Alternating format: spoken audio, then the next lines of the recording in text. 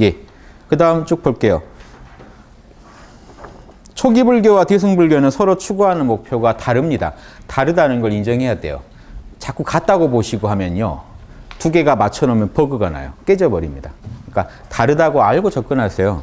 다르다는 걸 차별성을 인정해야 둘 다 재밌게 누립니다. 요 소승불교는 이런 장점이 있고 대승불교는 이런 장점이 있구나. 개인의 고통을 덜어주는 데는 초기 불교가 되게 능하고 큰 중생구제를 이기하는 데는 인격성의 완성에는 대승불교가 능하구나. 이렇게 자유롭게 활용하십시오. 그 상에 얽매이지 마세요. 다 상이에요. 무슨 종교 이름 가진 건 다 상입니다. 상에 얽매이지 마세요. 우주 법계가 비로자나 불의 이 우주 법계가 이름이 있습니까? 우리가 붙인 거지. 다른 우주에서 뭐라고 부를지 모르지 않습니까? 이름이 없는데 잘 돌아갑니다. 온 우주도 아무 문제 없이 굴리고 있어요. 인간들이 지금 우주가 중력이 어떻게 생겼는지도 잘 모릅니다. 인간들. 중력 우주 법계는 잘 알고 잘 굴리고 아무 문제 없이 쓰고 있습니다. 이름이 중요한 게 아니에요. 그 인간들이 우주에서도 티끌만한 지구에서 무슨 종교 나눠놓고 이거 안 맞으면은 뭐 맞네 틀리네 하고 있다는 건요. 반야바람이라서 볼 때는 우스운 겁니다. 늘 공의 입장을 견지하세요. 우주적인 입장을. 그래서 서로 입장을 잘 이해할 수 있게 될 것이다. 받아들여야. 불교라는 입장에서 서로 하나로 묶으려고만 하지 마시고요. 그럼 갈등만 커집니다. 예. 소승불교의 목표는 궁극적으로 일체업을 초월하여 열반에 들어가는 것, 즉 오온의 부정, 색수상행식, 보이는 색깔, 느낌, 생각, 의지, 식별 이 모든 것을 부정해야만 우리는 삼계를 초월할 수가 있습니다. 어떤 걸 뭐가 이렇다 저렇다 따지는 식별만 있어도 삼계 안에 있는 겁니다. 이걸 초월하려면 어떠한 오온의 작용도 있으면 안 됩니다. 이게 당시 석가모니의 화두라기보다는 힌두교 당시 사회가 던진 화두였고 석가모니 부처님이 제일 잘 이걸 푸셨던 거죠. 그래서 당시 힌두교들도 다들 불교로 귀의해가지고 공부를 했던 겁니다. 그 당시의 화두를 제일 잘 풀었기 때문에 어떻게 하면 고통을 없애고 열반에서 안주할 수 있는지에 대해서 제일 설명을 잘했기 때문에요. 자, 그런데 이거는 이제 소승불교의 목표고요. 대승불교의 목표는 뭡니까? 영원토록 현상계에 머물면서 선업을 짓는 존재가 되자는 겁니다. 십지보살은요, 지금 우리가 지금 아까 제 우습게 십지보살인데 십지보살 읽어보시면요, 화엄경에 하느님이에요. 하느님인데 개체성이 있다는 것 뿐이에요. 인격을 갖춘 안에서 최고의 경지로 육바라밀을 우주적으로 온 우주도 경영할 정도로 그걸 쓰시는 분이 십지보살이에요. 색구경천을 해서 온 우주를 경영하는 위대한 존재를 십지보살 그러기 때문에 뭐랄까요? 하느님이에요. 아무튼 시바나 비슈누에 맞먹는 하느님이에요. 다만 이 하느님을 볼 때, 자, 이 차이입니다. 능가경이나 대승기신노는 전지전능한 존재라고 이 아미타불을 본다면 화엄경은 뭐로 보는 겁니까? 중생성이 있다고 보는 겁니다. 아직도. 십지보살로 보느냐, 이 색구경천의 제일 하느님을, 임금을 아시겠어요? 색구경천의 최고 주제자를 온 우주의 주제자입니다. 색구경천의 주제자라면. 형상이 있는 세계 중에 제일 꼭대기니까요. 십지보살로 볼 거냐, 중생성이 아직 있다고 볼 거냐, 중생성을 초월한 신이라고 볼 거냐의 차이뿐이지 똑같습니다. 이걸 인정하는 거에서. 이해되세요? 그럼 이분이 색구경천 주인이면요. 도대체 어떤 경지입니까? 모든 종교에서 말하는 신입니다. 그렇지 않습니까? 하늘나라에 계신 하나님을 말하는 겁니다. 그분을 십지보살이라고 하는 거니까 십지보면 일지 나도 조금 노력하면 되겠지 이렇게 생각하지 마시고요. 꽤 궁극의 경지, 십지라는 건 완성이죠. 최고로 인간이라는 한 중생 중에 최고로 불성을 구현한 중생이 십지보살이라고 보시면 돼요. 그런데 중생이니까 여전히 더 닦아가야 된다는 측면에서 부처랑 차이가 있다는 거지. 십지품 보면은 거의 열에 달하는 얘기를 계속하고 있는 이유를 열의 온전한 분신입니다. 거의. 이렇게 이해하신다. 이게 동양이랑 서양의 이게 좀 차이인데요. 아니에요. 서양의 그 신관들은 신이 그냥 애초에 신인 경우들이 많죠. 즉 여호와면 여호와 그냥 신이죠. 이거 뭐 꼭 서양은 아닙니다만 유대교만 해도 신이죠. 동양 특히 이쪽 아시아 쪽에서 신 옥황상제는 어떻게 됐을까요? 옥황상제가 공부해서 됐어요. 즉 닦아서 도달한 신이냐, 그냥 전지전능한 신이냐 애초에. 근데 지금 이 입장에서 계속 그러면 신이라 하더라. 옥황상제라고 해도 여전히 도를 닦고 있어야겠죠. 계속 닦아야 된다면은 십지보살. 이미 퍼펙트한 존재다. 이미 인간이 아니다라고 보면은 전지전능한 부처. 이렇게 두 입장이 갈렸을 뿐이라는 겁니다. 이해되시죠? 동양의 포박자 이런 데 보면요. 동양의 최고 옥황상제 이런 분들은요. 단양 먹고 다 수련해서 올라간 겁니다. 공덕 쌓고 해가지고. 불가에서도 그렇고. 그런 거 좀 참고하시고. 그러니까 이렇게 비유하면 좀 쉬울까요? 소승불교는요. 인생이라는 게임에서 벗어나는 게 목표입니다. 게임을 안 하는 게. 대승은요. 인생이라는 게임에서 만렙을 이루는 게 목표이거나 이건 화엄경이고요. 게임의 관리자가 되는 걸 목표로 합니다. 관리자가 돼도요. 어떤 관리자를 원하는 겁니까? 밖에서 관리만 하는 걸 원하지 않죠. 딱 밖에서 관리하다가요. 누가 불쌍하다 하면 황금 갑옷을 입고 그대로 들어와가지고 아이템 주고 갈 수 있는 그런 전지전능한 마음대로 이 현상계에 드나드는 그런 관리자를 원합니다. 그러니까 12지 부처를 찾는 거죠. 이해되세요?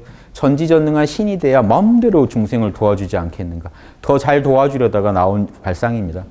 하지만 냉정하게 봤을 때 중생성을 버린다고 이렇게 가정하는 전제가 맞지 않다라는 측면에서 제가 말씀드린 거고.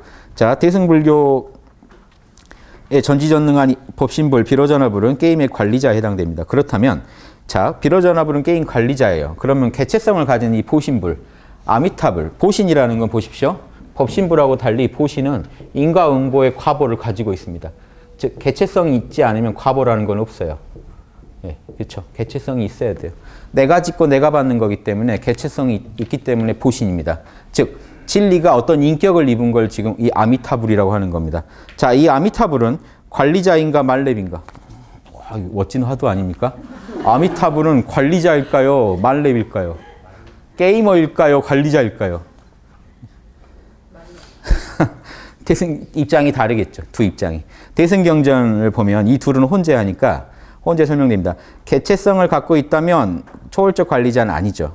그래서 말렙일 도달한이라고 봐야 된다. 십지보살로 봐야 된다 하는 겁니다. 또한 비로전화불은 불성 자체이지 수행을 통해 도달한 존재가 아니죠. 자, 또한 그래서 화엄경에서는 비로전화불을 그런데 문제가 화엄경도 좀 이상한 설명할 때가 있습니다. 비로전화불도요 수행해서 된 것처럼 묘사를 합니다. 수행해서 그러면 비로전화불이 수행 안 하셨으면 우주는 어떻게 됐을까요? 인과법은 이렇게 모순된 설명들이요 경전마다 있는 이유가 경전이요 한 사람이 일관되게 쓴 게 아닙니다. 이렇게 막 자꾸 덧대진 겁니다. 난개발이 많아요. 후대. 왜냐? 쓰는 분마다 입장이 조금씩 다르기 때문에 그래요. 이 초기 불교를 얼마나 배려하느냐에 따라서 그리고 이 대승의 입장을 어떻게 밀고 나갈 거냐에 따라서 입장이 조금씩 다르다 보니까 원래 화엄경도 십지경 하나 있던 것이 지금 이렇게 우리가 아는 경전으로 부풀어진 겁니다. 화엄경이랑 그 선제동자 나오는 그 두 품이 독자적으로 전하던 경전인데 이게 하나로 만나면서 큰 거대한 경전이 됐죠. 그 중간을 채워놓은 분들은 또 사실 또 누군지 몰라요.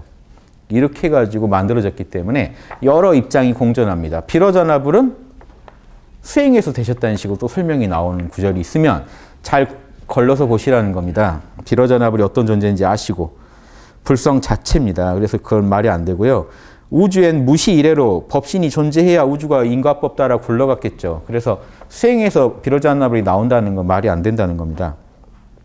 이게 또 막 혼재된 거죠. 그럼 석가모니 부처님처럼 비로전화불을 설명하다가 나온 얘기입니다. 석가모니 부처님을 비로전화불처럼 묘사하다 보니까 신격화되고 비로전화 부처님을 석가모니 부처님처럼 묘사하다 보니까 수행해서 되신 분처럼 설명이 되는 두 개가 서로 영향을 주면서 계속 이런 문제점이 일어난다는 겁니다. 근데 여러분 핵심만 아시면 됩니다. 본래 비로전화불은 늘 존재했고요. 인과법이 늘 존재했기 때문에 중생과 함께 동고동락하는 보살이 우주에 절실하게 필요합니다. 자, 보십시오. 그래서 결론적으로 화엄경의 이 본질은 이런 건데 비로전화불이 있기에 우주법계는 본래 청정하며 해인산매. 자, 보십시오. 요 펜 하나, 이 펜 만들 때 쓰인 법들 여러분이 만든 거 하나도 없습니다. 청정한 겁니다. 이 법들이 원래. 비로전화불이 여기 현현에 계신 거예요. 여러분이 소립자 하나 뭉쳐라 마라 하실 그 힘이 없어요. 여러분 몸뚱이 우주 법계가 꽉 차 있습니다. 여러분 지금 이 공기가 어떤 공기인지도 모르는데 이 공기 마시면 폐가 어떻게 되고 이 공기 마시면 좋은 공기 마시면 어떻게 되고 이 공기 먹으면 몸이 암이 생기고 저거 하면 어떻게 돼요. 여러분 하나도 모르시지만 법계가 착착 돌아가고 있습니다. 몸 자체 청정해요. 여러분이 희노애락을 일으키는 거 기쁨이라는 법칙, 분노의 법칙, 슬픔의 법칙, 즐거움의 법칙 하나라도 여러분이 만드신 거 있나요? 우주 만법이라는 거. 우주를 만법이라고 하느냐. 이 현상 하나하나 현상 같지만 들어가 보면 싹 법입니다. 다 법칙으로 이루어져 있어요. 그 법칙 자체가 우주에 사실은 없어요. 법칙이라는 거 보신 분 있어요? 여러분이 볼 수 있는 건 이 펜이 떨어지는 거지 만유인력 법칙을 보신 분 계신가요? 이런 자연 법칙 하나하나마저도 싹 비로자나불의 작용입니다.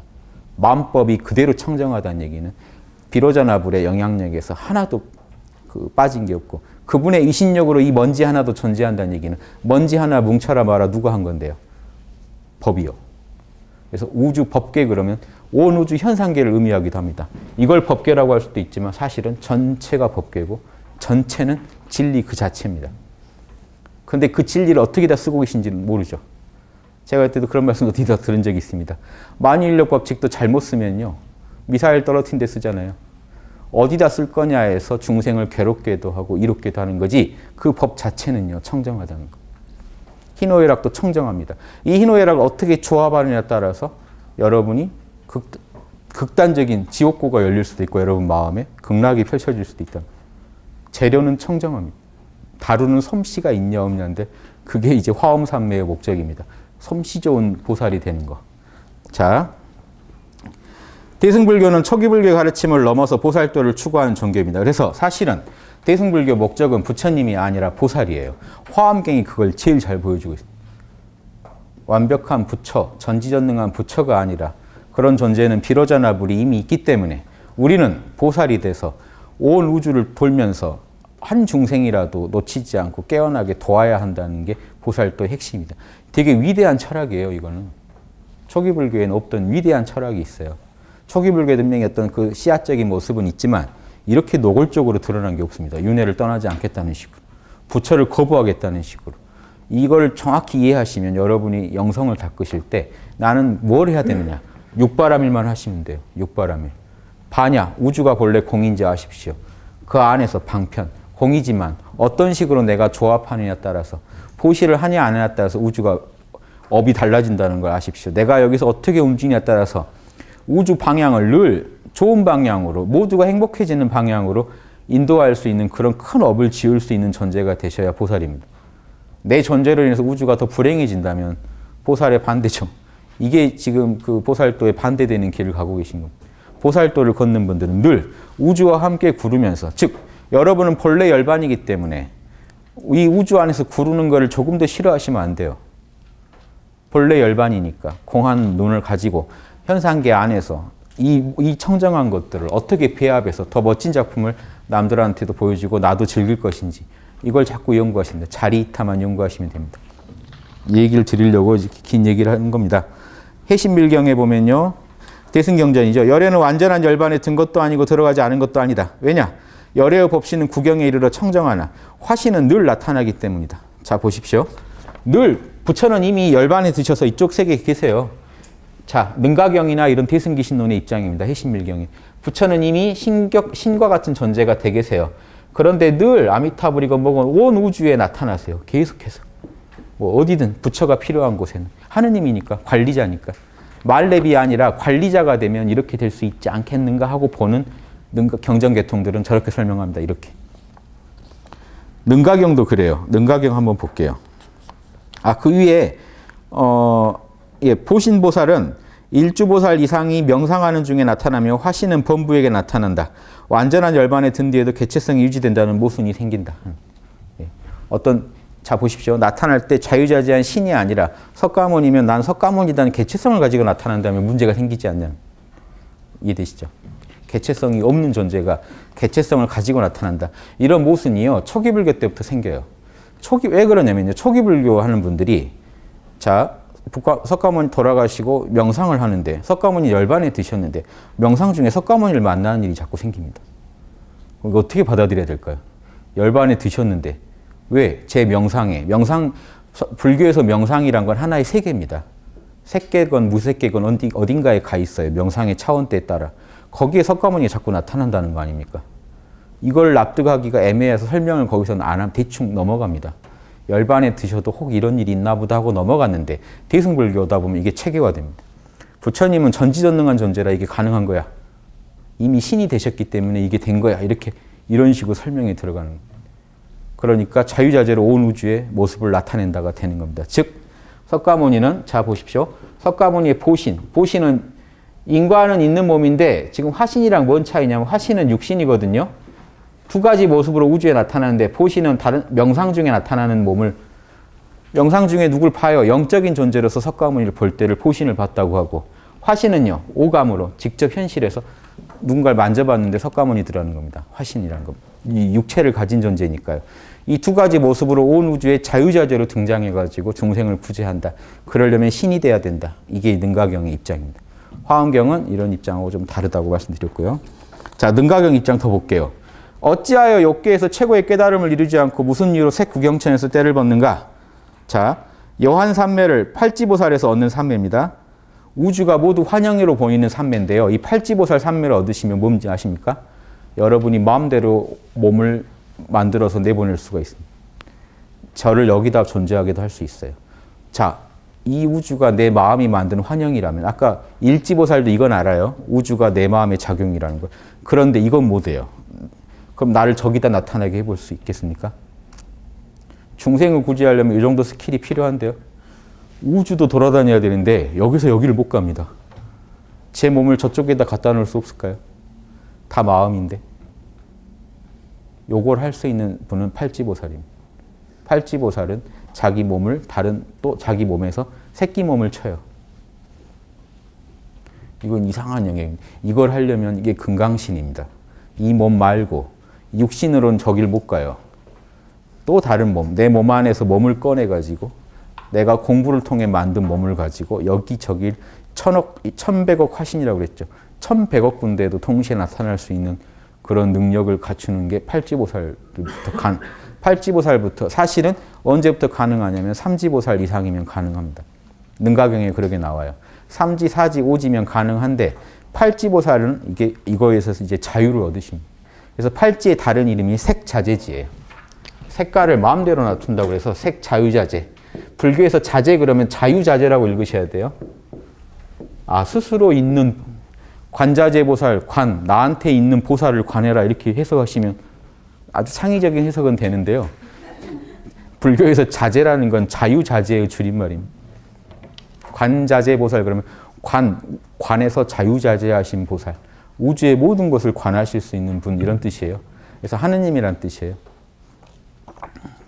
자, 여한삼매를 얻어버리면 우주의 마음대로 몸을 나타내요. 그러면 이 팔지보살 이상부터는 사실 지구에 안 옵니다. 팔지보살 이상이 돼야 깨끗하게 7지나 8지입니다. 사실은. 더 아래로 내려오면 오지부터도 가능해요. 보살 아주 덕을 많이 쌓으신 보살들은 오지부터도 이 색구경천으로 가서 태어납니다. 지구에 더 안 와요. 이 육신을 벗어나서 몸을 만드실 수 있기 때문에 이 육신의 몸, 물질계의 몸으로 존재하는 지구에 더 이상 머물 필요가 없어서 그 몸을 가지고 육바라밀도 잘해야 된다. 몸만 있다고 되는 게 아니고 그 몸도 갖췄고 육바라밀 너무 잘하신 분은 팔지보살에 올라가시잖아요. 7지나 8지가 제일 깨끗합니다. 그래서 8지 이상이 되면요. 지구에 더 안 오고 색구경천에 태어나서 여기서 온 우주 중생 구제에 이게 회사로 치면 여기가 저기 외진대입니다. 지구가. 그럼 여기는요. 본부로 가는 거예요. 여러분이 발령이 본부로 나서 그쪽에 가서 거기서 더 우주적인 중생구제 사업을 하는 그게 이제 팔지부터입니다. 예, 공식으로요. 불교에서. 근데 이제 실적이 보면은 7지부터 가능하고 능가경에 보면 5지, 6지부터도 가능하다는 입장이에요. 그 뒤에 나옵니다. 10지를 넘어서서 심왕을 볼 때 10지를 이제 능가경은 10지는 아니고 12지가 돼야 된다고 보는 입장이니까 이렇게 말이 나가는 겁니다.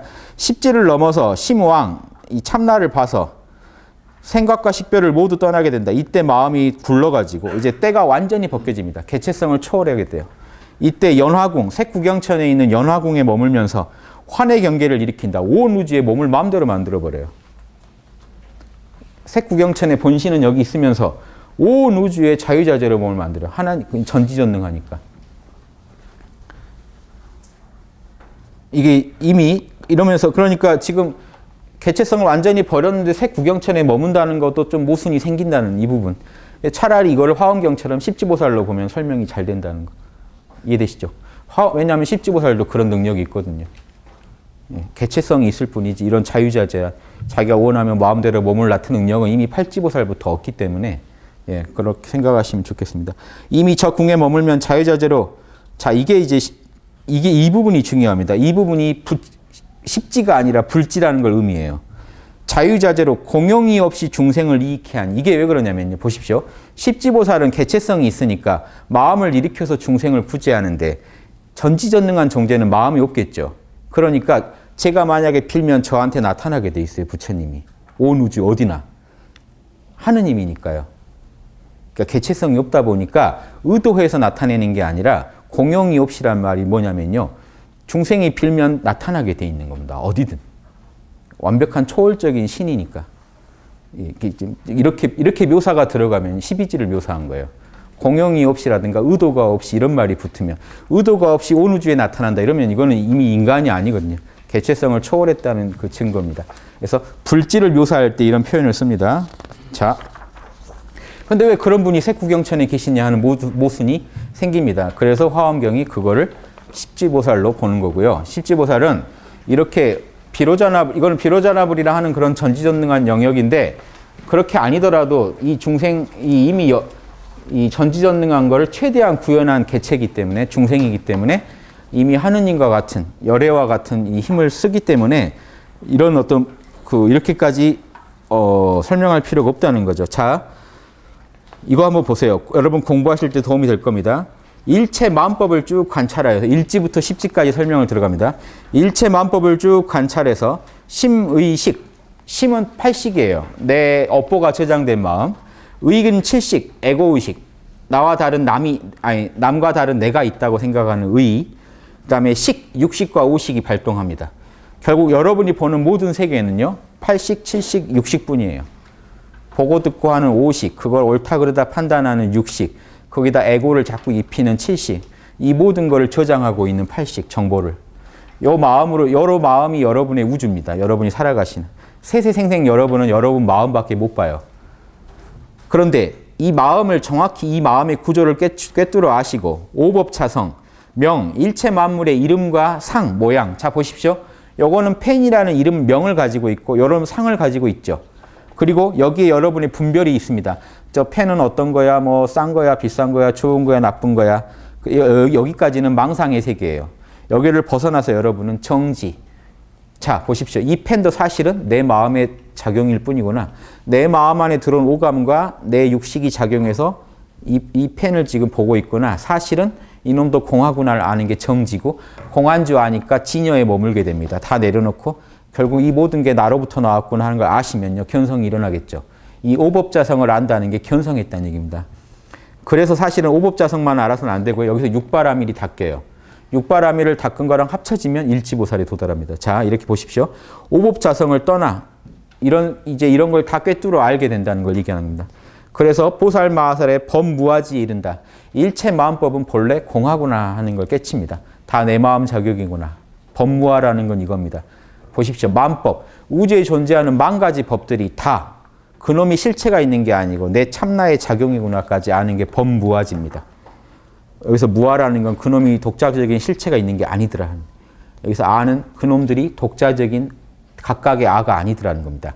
나의 작용이지. 아시겠죠? 이러한 지혜를 얻으면 경계가 없음을 알아요. 일체 마음법이 내 마음의 작용이라는 걸 아니까 즉 일지에 들어간다. 이제 이경지에 일지보살에 들어갑니다. 여러분 중에 들어가신 분들 있으시면 그래서 내가 일지구나 이렇게 하시겠죠. 그런 분들 많이 계시길 바라고요. 마음에 환희가 생겨나고 차례대로 나아가다 보면 구지 십지까지 가는데 구지가 선해지 옛날에 했습니다. 십지는 법운지인데 이 정도 되면은 온갖 공덕 육바라밀 하는 데는 달인이 되거든요. 그러게 되면 이 십지보살이 딱 어디에 가냐면요. 왕과 같은 보배 장엄한 그 보배 연꽃이 화려히 이때 피어나요. 십지에 여러분이 계실 때 십지만 하면 여러분 이미 색구경천의 왕이 십지예요. 우주 제일 꼭대기의 왕이 십지보살이 하는 겁니다. 색구경천 왕을 화엄경에 의하면. 자, 여러분이 이 색구경천 왕으로 계실 때 온 우주 하나님으로 그 칭송받는 분이 돼요. 그러면 옥황상제급이 되십니다. 도교에서 말하는 그 경지에 있을 때 호련히 연꽃이 하나 피어나서 여러분이 그 연꽃 위에 딱 가니까 연화궁이라고 그 궁전이 하나 나타나요. 거기 딱 앉으시니까 어떻게 됩니까? 그 위에 앉아요. 환성법문, 우주만법이 다 내 본성의 환영이다라는 걸 아시면서 거기 딱 앉으니까 함께 간 보살들이 이제 축하해 줍니다. 옆에 둘러싸가지고. 그래서 일체 불국토의 열애들이, 즉 이거는 열애들이라고 했지만 사실은 비로자나라고 보시면 됩니다. 우주 밖에 초월적인 힘에서 뭐가 내려옵니다? 빛이 쫙 그분들이 손을 펴가지고 전륜 왕자가 관정하는 것처럼, 전륜 왕은요 위대한 왕입니다. 불교의 부처님의 맞먹는 세속의 통치자인데, 그래서 그 세속의 최고 통치자 왕이 처음 왕 등극할 때 사방 동서남북 사해에서 길어온 물을 가지고 정수리에다 부어줍니다. 천하는 너의 것이다 라고 가르쳐 주려고. 그래서 왕자리를 물려줄 때 머리에 관정의식을 하듯이 천하의 부처님들이 싹 그 손에서 빛을 뿌려가지고 정수리에다가 그분의 정수리에 연화궁에 앉아 계시면 십지보살 정수리에다가 이제 관정을 해주는 거죠. 그러면 스스로 진리를 깨쳐서 열애의 자유자재한 법신을 얻게 된다. 하느님 같은 존재가 이때 되는 겁니다. 십지보살이 한꺼풀 에고성을 벗으면서 전지전능한 신이 되는 과정을 지금 능가경은 이런 식으로 해서 궁극의 부처에 도달한다라고 얘기를 합니다. 화엄경은 그때 화엄경 어떻다고 그랬죠? 화엄경은 십지보살이 이렇게 되는 게 아니고 구지보살이 십지보살 될 때 이런 과정을 거쳐서 십지보살이 됩니다. 십지보살에서 끝나요. 능가경은 십지보살이 이걸 통해서 불지가 돼야 된다는 생각을 하는 겁니다. 진짜 신이 돼야지 어중간한 십지보살로는 안 된다는 입장이고, 화엄경은 중생성을 버리면 안 된다는 입장이라는 거, 이 차이만 아시고요. 화엄경 이해하실 때 좀 알고 보시라고 미리 좀 소개해 드리는 겁니다. 법은지 십지에 이르러 관정, 이렇게 부처님들의 관정, 정수리에 부처님들이 이렇게 그 물을 부어주듯이 손을 펴서 이렇게 빛을 뿜어주시면 10가지 다함 없는 관정을 받으면 불지에 들어가죠. 12지 부처님이 됩니다. 11지는 왜 빠집니까? 12지 직전이 11지예요. 이게 따로 그 사이가 없어요. 부처가 되기 직전에 금강유정이라는 큰 산매에서 개체성을 녹여버립니다. 그 녹이는 과정을 11지라고 하고, 녹이고 나면 전지전능한 존재가 되는데 그게 12지입니다. 그래서 10지에 10가지 다함이 없는 서원으로 중생을 성취시키고자 온갖 모습을 나타내서 중생을 구제하는 존재가 된다. 자, 이 능가경, 제가 왜 이 얘기를 계속 하고 있습니까? 능가경의 입장이 맞다면 성부를 거부할 이유가 있습니까? 없습니까? 없다는 거예요. 화엄경이나 지장경에서, 관세음경에, 보살경에서 성부를 거부하고 있다는 말은 이 두 경전이 만나면 서로 지금 모순된 경전이라는 거예요. 화엄경의 입장은 이런 입장과 다르다는 걸 얘기를 드려야 됩니다. 안 그러면 지금 이게 섞여버리면 깨지기 때문에, 이론이. 아시겠습니까? 왜 성부를 안 하고 도대체 왜 그러고 있는, 능가경에서 볼 때는 왜 성부를 안 한다는 거야? 이해가 되십니까? 능가경의 이 입장이라면 지장보살이 나는 성부를 거부하겠다, 모든 중생이 부처가 된 뒤에 성부를 하겠다, 말이 안 되는 얘기가 된다는 겁니다. 서로가 서로를 이해하려면 어떤 취지로 지금 얘기를 하려다가 중생을 더 잘 구제한, 결국 능가경도 색구경천에 사시지 떠나진 않아요. 여기서 더 잘 구제하려면 신적인 존재가 돼야 된다는 능가경의 입장과 십지보살이 이미 중생성을 가지고도 우린 중생성을 버릴 필요도 없고 그 안에서 최대한 신성을 구현할 뿐이다라는, 불성을 구현할 뿐이라는 입장과, 이 입장 중에 저는 화엄경 입장이 합리적이다라고 본다는 얘기 계속 말씀드렸습니다. 5번 보고 이제 좀 넘어갈게요. 저기 다 읽을 필요는 없고 5번이 재밌습니다. 응당 이것이 성문의 종성임을 알아라. 그들은 이 성문승을 얘기하다 갑자기 이 얘기를 합니다. 성문승들이 이 얘기가 뭐냐면요, 석가모니의 오도성을 가지고 이 얘기를 합니다. 석가모니가 뭐라고 했습니까? 초전법륜경이나 이런 데 보면 아라한의 오도성이 나오고, 초전법륜경 전에 석가모니가 오도성 깨어나실 때 오도성 읊은 게 있습니다. 내 몸 이제 다시 짓지 않으리. 그렇죠? 나 다시 태어나지 않으리. 그리고 초전법륜경이랑 무아상경을 처음 설법하신 두 개의 경전을 통해 제자들을 아라한을 만들 때 그 아라한이 한 오도성이 나 이제 다시 태어나지 않으리입니다. 이 오도성을 가지고 지금 능가경이 까는 겁니다. 그럼 사실은 이건 석가모니를 비판하는 겁니다. 이게 좀 특이한 종교죠. 기독교가 예수님 말씀을 이렇게 비판하는 식으로 안 나올 텐데 참 독특한 종교로서 봐주세요. 이런 특이하지 않습니까? 석가모니 가르침에서 이런 소승적인 부분을 지금 비판하고 있는 겁니다. 오도성. 사실은 석가모니 오도성을 지금 비판하고 있는데 뭐라고 비판하는지 한번 봐보세요. 그래야 이 능가경 쓰신 분의 입장이 뭔지를 알지 않겠습니까? 능가경 쓰신 분의 입장을 이해하는 게 중요합니다. 지금 감히 무엄하다 이러지 마시고 그들의 자신의 승의 견해에 증득했는데 이게 사실은 완벽한 해탈이 아니라는 얘기라는 겁니다. 자신들의 성문승으로서의 어떤 견해를 증득했을 뿐이고 오지 육지보살들이 번뇌의 결박을 끊었지만 번뇌는 좀 버렸지만 습기, 뿌리까지는 못 뽑은 경지고 사실은 결국 이 얘기는 아직 업이 남아있는 존재다. 업이 다 버려진 게 아니고요. 불가사의한 생사, 즉 변혁 생사에 머물면서 자, 이 말을 뭔 말인지 아시겠습니까? 변혁 생사라는 건요. 그 한자 있죠. 변할 변자 바꿀 역자. 변혁 생사가 있고요. 이 반대가 한문 거기도 있죠. 분단 생사라는 게 있습니다. 즉 보십시오. 분은 나눌 뿐, 단은 덩어리단. 즉 수명이 한계가 있다는 겁니다. 단은요. 덩어리가 한계가 있어요. 분단 생사는 육체의 생사를 말해요. 아까 제가 뭐라고 했죠? 팔지보살 이상이 되면 분단 생사는 지구에서 하는 생사입니다. 욕계에서 하는 생사가 분단 생사예요. 몸뚱이가 있고 수명이 한계가 있어요. 자, 그런데 여러분 안에 이런 거친 지수화풍이 아니고요. 제가 말씀드린 경락에 해당되는, 여러분 침 맞는 경락에 해당되는 에너지가 있습니다. 티베트 불교에서 이걸 제일 중시해요. 여러분 안에는 이 기맥, 기가 다니는 나디라는 게 있고 그 안에 흘러다니는 프라나라는 기운, 그리고 빈두라는 정액, 뭉클뭉클하게 다니는 게 있어요. 이 기감이 예민하신 분은 알아요. 요걸 개발해가지고 만들어낸 에너지체, 의성신, 생각으로 만들어낸 그 몸을 얻으신 분은 어떻게 될까요? 그 몸을 얻은 걸 변혁생사라고 합니다. 모양만 마음대로 바뀌지 수명이나 한계가 있질 않아요. 즉, 이 얘기가 뭡니까? 이게 여러분 무협지에서 읽으시는 금강 불계지체라는 거예요. 즉, 분단생사를 초월해서 변혁생사를 얻었다는 얘기는요. 여러분은 이제 죽지 않아요. 다이아같이 절대 무너지지 않는 몸을 얻으신 이거를 금강신이라고 하는 겁니다. 티베트 밀교 금강승이라는 거는요. 이 금강신을 얻는 거에 초점을 주는 종교입니다. 불교 중에. 변혁생사를, 분단생사를 넘어서서 변혁생사를 얻으려면은 능가경은 오지육지는 돼야 된다고 보는데 오지육지면 되게 빨리 봐준 겁니다. 원래 팔지돼야 정확하게 변혁생사로 들어가요. 그래서 팔지는 아까 말씀드린 색자재지. 이제 금강불계지체를 얻었다는 말입니다. 금강신을 온전히 증득한 거는 팔지고 그 아래는 얕아요. 왜 그럴까요? 사실은 3지, 5지, 4지, 5지부살만 돼도 금강불계지체를 다 얻어요. 5지 되면 능가경에 좀 이따 나옵니다만 5지 되면 다 얻어요. 그런데 왜 뭐가 문제냐면요. 원래 수행이 지금 에너지체, 몸 얻으려고 한 게 아니지 않습니까? 이 몸은요, 여러분이 더 우주적인 중생구제를 하기 위한 도구일 뿐이에요.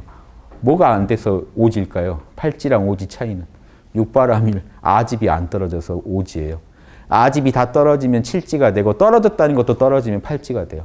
팔지부터는 아집이 없어서 육바라밀이 노력을 안 해도 늘 나옵니다. 이제 그런 분들은 죄를 지을 수가 없고 육바라밀 안 할 도리가 없어요. 육바라밀의 본성에서 육바라밀을 막던 에고가 지워져서 막 튀어나오는 겁니다. 일지보살은 참나를 보는 걸 막던 그 업장만 지워지면 일주보살이고 육바라밀이 새어나오는 걸 막던 업장이 지워지면 일지보살이고 육바라밀이 온전히 튀어나와 버려요. 가림이 거의 최소화돼요. 팔지보살이 되면. 그때 그 업까지 지워져야 이리 가지 몸만 만들어졌다고 하드웨어만 갖춰졌다고 못 가요. 그래서 원래는 팔지보살 가야 7, 8지는 가야 아집이 떨어지는 게 본식인데 지금 능가경은 5지, 6지만 돼도 사실은 변혁생사에 들어갈 수 있다. 즉 새 구경천에 태어날 수 있다는 얘기를 하는 겁니다. 그래서 왜 이 얘기를 하냐면요. 이 능가경 쓰신 분은 석가모니의 오도성을 읊을 때의 석가모니의 그 경지를 5지, 6지로 보고 있다는 얘기입니다. 그걸 읽어내셔야 돼요. 이건 제가 한 게 아닙니다. 이분들이 지금 석가모니 오도성을 가져다 놓고 이런 식으로 얘기를 난 이제 안 태어난다는 얘기를 석가모니는 그런 의도를 하신 게 아닌데 능가경 쓴 사람들의 입장은 석가모니가 이제 색구경천 간다라고 얘기했다라는 입장으로 보는 겁니다.